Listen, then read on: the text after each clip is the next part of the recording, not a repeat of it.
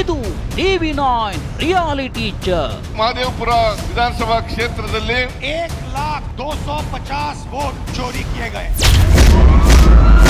ಒಂದೇ ಮನೆಯಲ್ಲಿ 80 ಮತದಾರರಿದ್ದಾರೆ ಅಂತ ರಾಹುಲ್ ಗಾಂಧಿ ಅವರು ಹೇಳಿದ್ದಾರಲ್ಲ.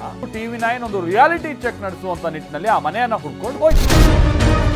ಇದೇ ರಾಹುಲ್ ಗಾಂಧಿ ಅವ್ರ ದಾಖಲೆ ಬಿಡುಗಡೆ ಮಾಡಿದಂತ ಮನೆ ನಂಬರ್ 35 10/15 ಇರುವಂತ ಮನೆಯಲ್ಲಿ 80 ಜನ ವಾಸವಾಗಿದ್ರ ಅನ್ನೋ ಒಂದು ಆಶ್ಚರ್ಯ ಕೂಡ ಕಾಡ್ತಾ ಇದೆ. 10 ಅಡಿ 15 ಅಡಿ ಮನೆಗೆ ಎಷ್ಟು ಜನ ಇರೋಕ್ಕಾಗುತ್ತೆ? There's a lady called Shakun Rani. She appears twice on the voter list.